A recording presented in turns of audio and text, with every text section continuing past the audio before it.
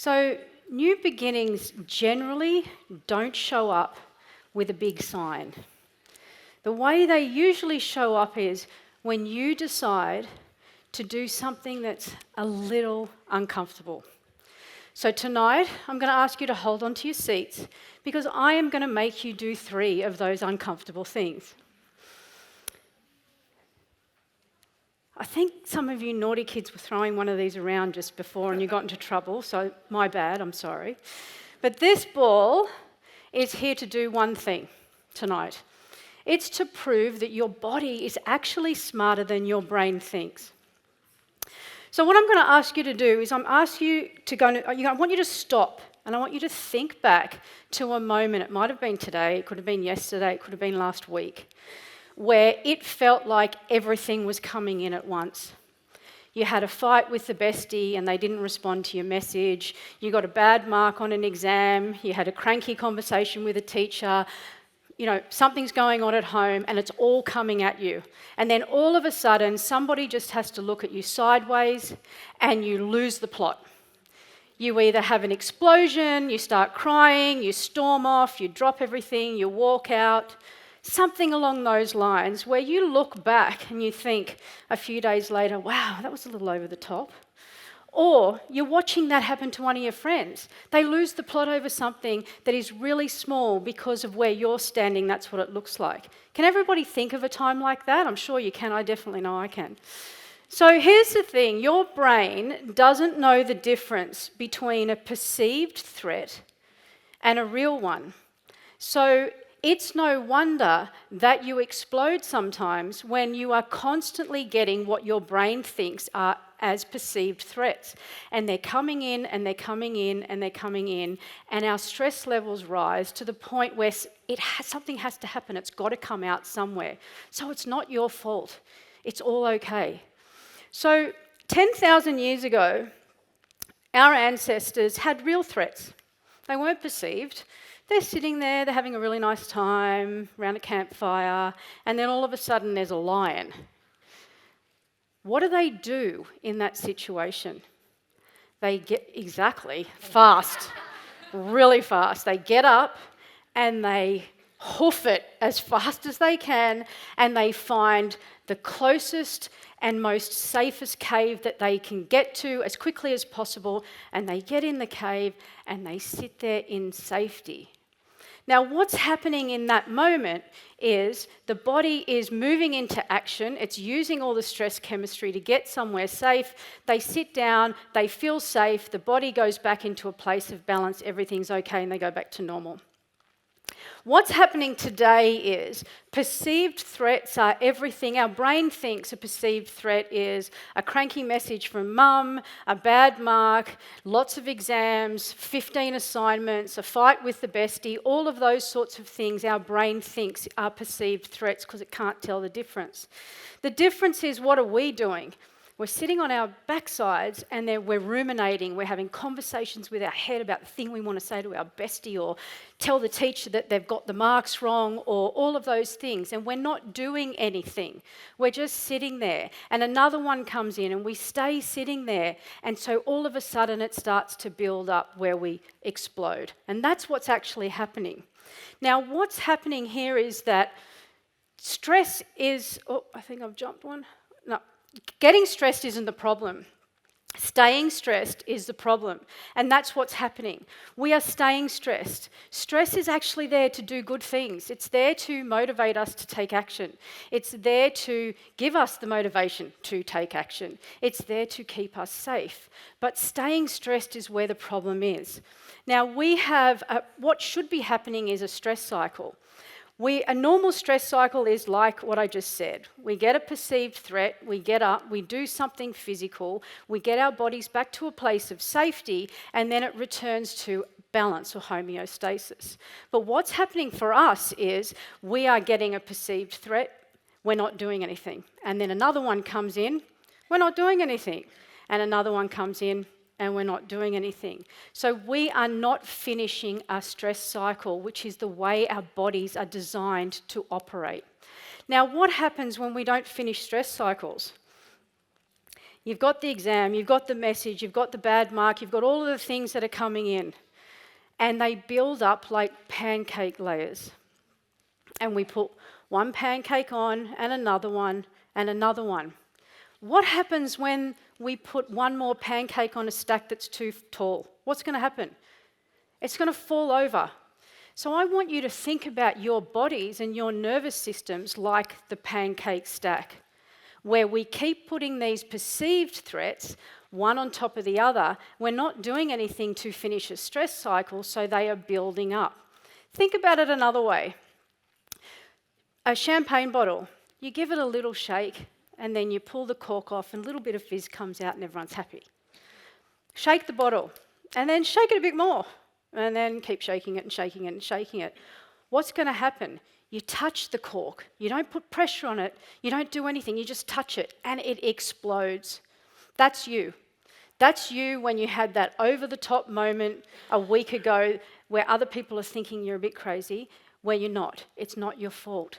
Your body was so flooded with all the stress chemistry from the perceived threats that it had nothing else to do except let it out somewhere, and it comes out in the form of whatever explosion happens at the time.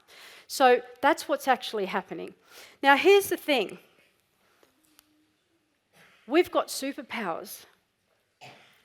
Calm is your superpower. And we've got tools and ways that we can introduce calm as your superpower in those moments to help you finish stress cycles so that you don't explode and so that we stop putting more pancakes on top of the pancake stack. Now, I call them the good guys and the bad guys. I call them the bad guys. They get a bit of a bad rap, but that's because we're not finishing stress cycles.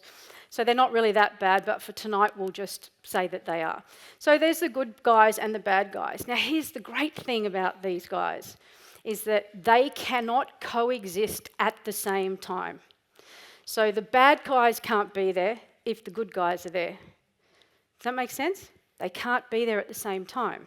So this is the great thing about the good guys, is they're your superpowers and they're hidden. We just don't know how to tap into them. And tonight, I'm on a mission to show you how to do that. So I'm going to introduce you to 3 superpowers. And this is where the fun starts. Let me talk to you about superpower coach bounce. Now, rather than me tell you how this works, I'm going to show you. That's why the ball's here tonight. And I'm going to look for a volunteer from the audience to come and help me. Who wants to come and volunteer? Mr. Pitcairn. Ah!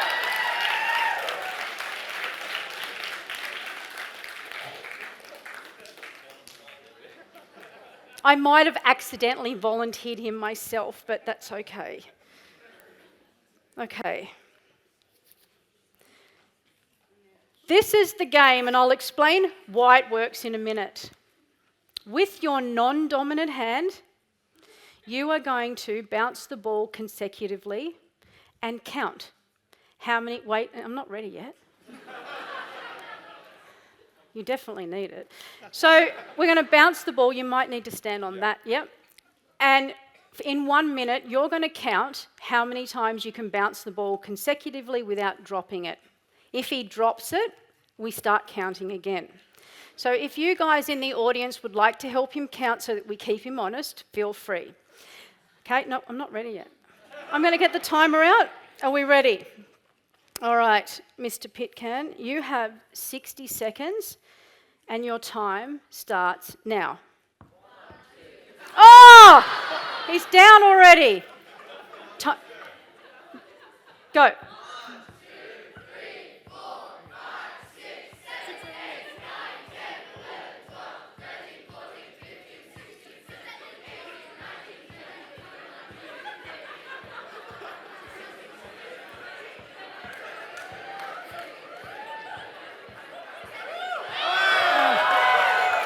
Oh, he's got to start again. You've got 30 seconds, Mr. Pitcairn. 2, 3, 4, 5, 6. We've got 20 seconds to go. Keep counting.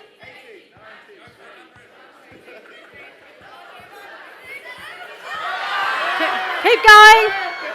And time's up. All right. we're not finished yet. Yeah. All right, okay. So, what was that? What did he get to in that last lot? 30. All right. All right, we're stopping. Now, Mr. Pitcairn, you're going to do that again, and you are going to beat your higher score. So we're going to beat the previous score. Are we ready? All right. Is everyone ready to count? Ready, set, go. 1, 2, 3, 4, 5, 6, 7, 8, 9, 10, 11, 12, 13, 14, 15, 16, 17, 18, 19, 20. Oh! All right, we've still got 40 seconds.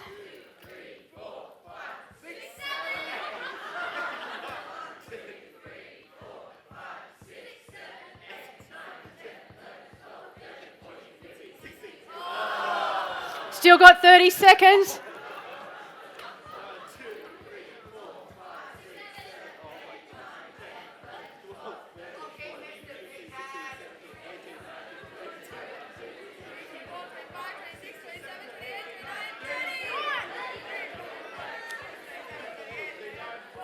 And stop. All right.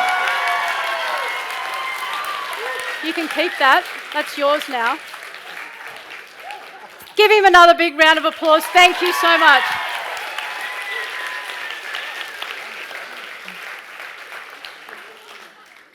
So let me tell you what's happening here. We've just introduced a superpower. He's called Coach Bounce. What's happening here is, firstly, we started by getting the brain to use the non-dominant hand.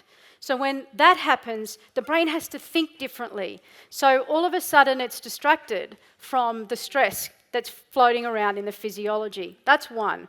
Two is there's movement. He's a bit hot now. He's got a bit of a sweat up. There's a bit of activity. So we release a little bit of perspiration. We raise the heart rate slightly. And all of a sudden, the body starts to release some of the good guys, the serotonin. There's a lot of other things, but we'll just focus on that. So we get a raise in the good guys. They kick into gear. The serotonin kicks in.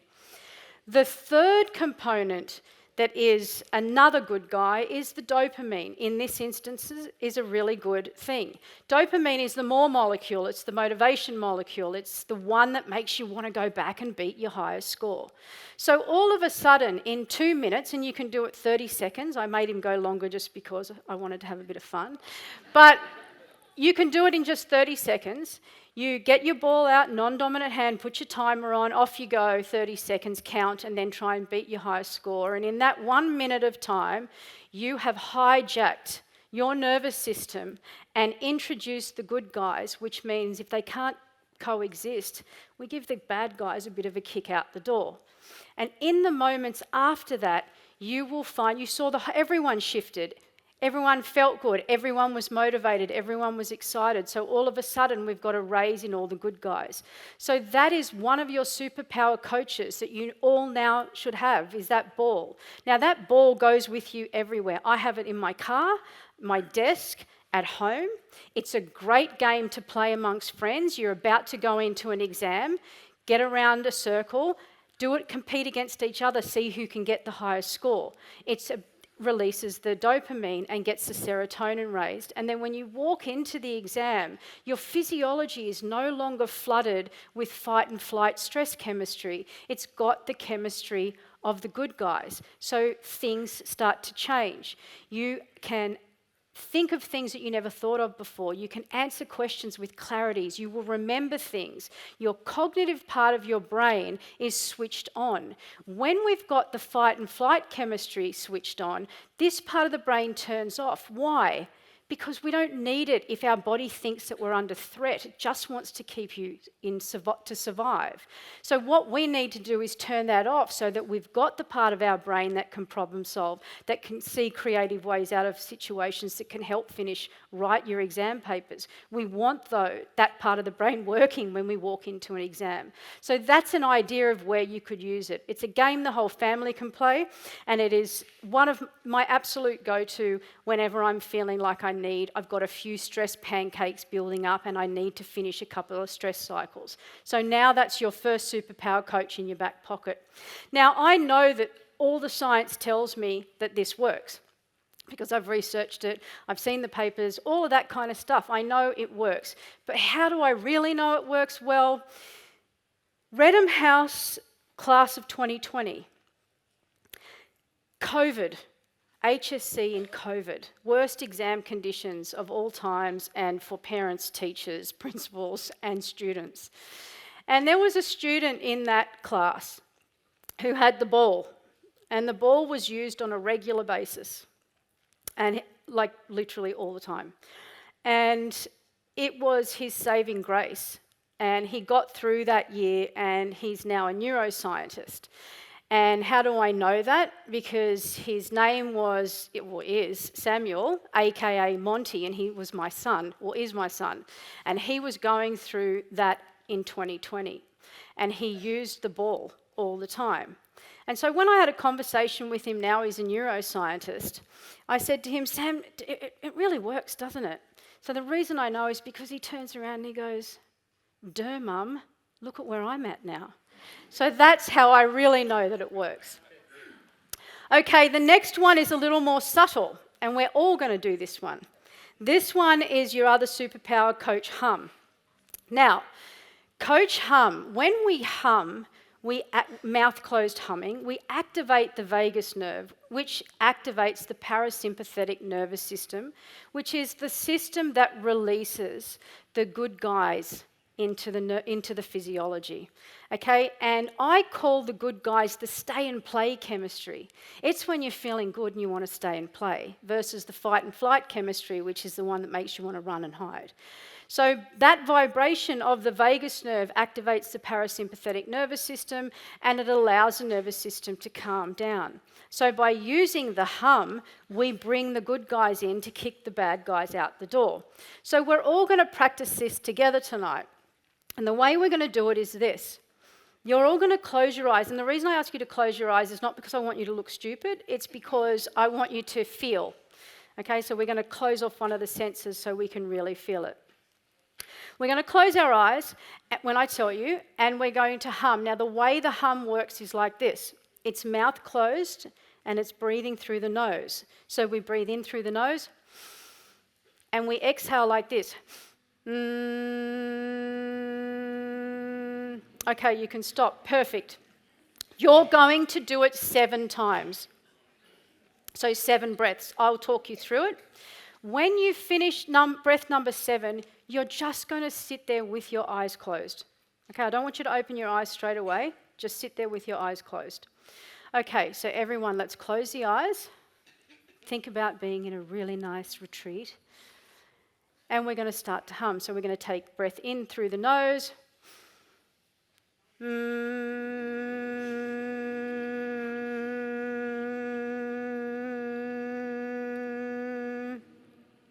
In through the nose, keeping the mouth shut.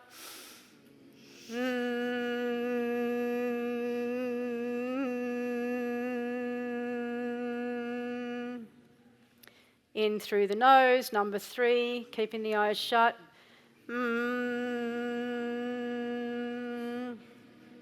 Keep going, keeping the eyes closed, all the way down until there's no breath. In through the nose.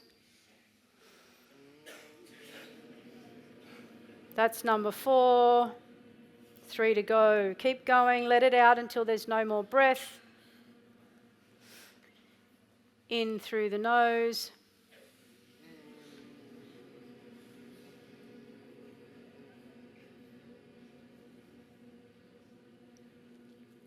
Two more to go.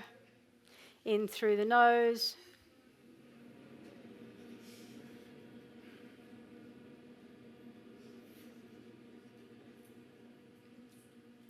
Last one, I want you to keep humming until there's no hum left, and then keep the eyes closed. In through the nose.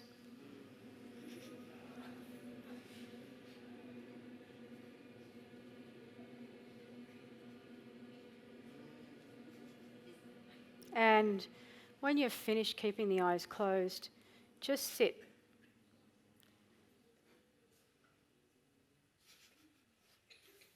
Feel the tingles. And there's a few giggles. Feel the tingles. Feel it through your body. Can you feel the tingles everywhere? In your throat, in your head, in your arms? That's called calm. And that's a superpower.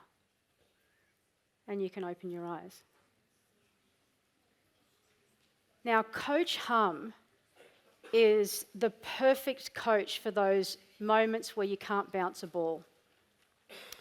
Where you might be sitting in your room and you're really stressing out about a paper that you're writing or an exam you've got the next day. This is where you pull out Coach Hum. 7 hums, eyes closed, sit in stillness. Okay, so here's the thing. We've all been taught work harder, do more, all of that kind of stuff, push harder, and I'm a poster child of that living, of the hustle culture. But I had to stop at one point because my body wouldn't allow me to keep going, and I had to find a new way. The hustle culture is old school, and it's time to find a new way to do things so that we can achieve more by doing less. And so the thing is, you've got 2 choices. You've got these coaches in your back pocket now where you can decide whether you want to be reactive, you want to have brain fog, you want to not be able to find the answers, or whether you want to come from a calm, controlled and clear space. And that's the difference between whether you bust out a Coach Hum or a Coach Ball or you don't. And it could be the difference between an 80 or a 90% on an exam. Okay, the last one that we've got to do tonight is Coach Scream. Now, I know I'm running out of time, but I'm going to keep going. I've just nearly finished. Coach Scream. Coach Scream is my second favourite. This one comes with a warning label. We don't do it when somebody's in the kitchen and their back's turned and it becomes one of those viral videos where you scare your mum and they put flour all over their face. So we don't do that. So Coach Hum, a long time ago, there was a tennis player. His name was Leighton Hewitt, and his famous move was, "Come on!" So Coach Hum, Coach Scream, when we scream, again, what we're doing is releasing endorphins because of the force of the scream. The endorphins then burn off the cortisol, so they kick the bad guys out of the way. So what we're going to do tonight is we're going to practice Coach Scream, everyone. Stand up.